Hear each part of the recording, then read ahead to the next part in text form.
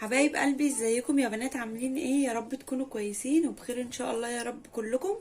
فيديو جديد بقى النهارده، ولا طبخ بقى ولا روتين ولا اي حاجه. هوريكم بس كده شويه مشتريات جبتها من السوق، وهقول لكم برضو على اسعار الخضار النهارده كام.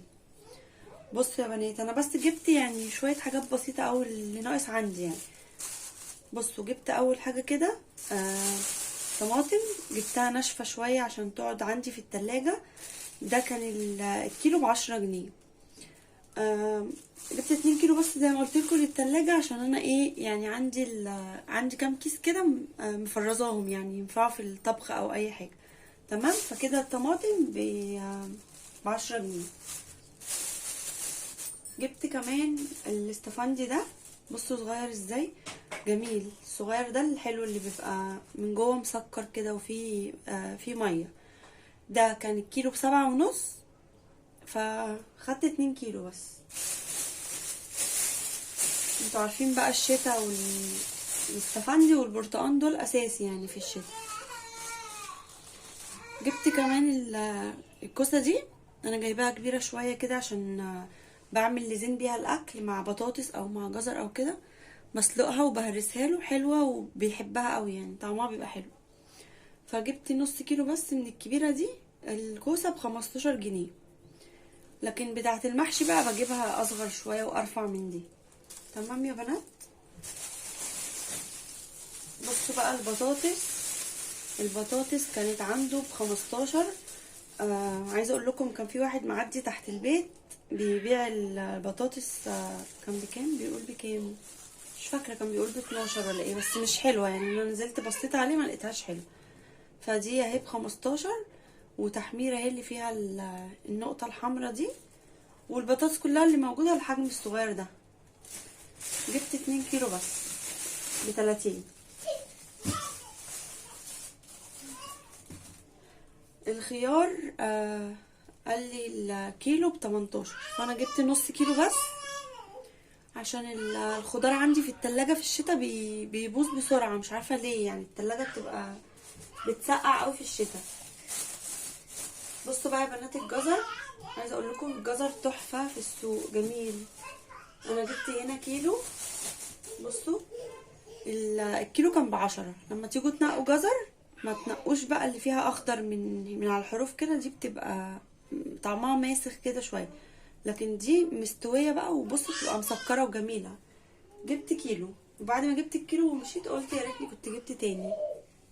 حلو وبينفع قوي. انا ساعات بشيل منه في الفريزر، بقطعه وبقشره كده، بينفع بقى لو هعمل عدس مثلا كده يعني. البتنجان العروس، لا العروس ايه ده، الرومي. قال لي الكيلو ب5، فجبت كيلو كده اهو. بينفع بقى لو فطار مثلا، او لو عايزه اعمل مسقعه، لو يوم مكسله اعمل اكل مثلا، بينفع يعني مع بطاطس بقى كده وخلاص. البصل، بصوا بقى البصل ده اللي هو البصل الجديد اللي عامل زي التوم. سامعين زين؟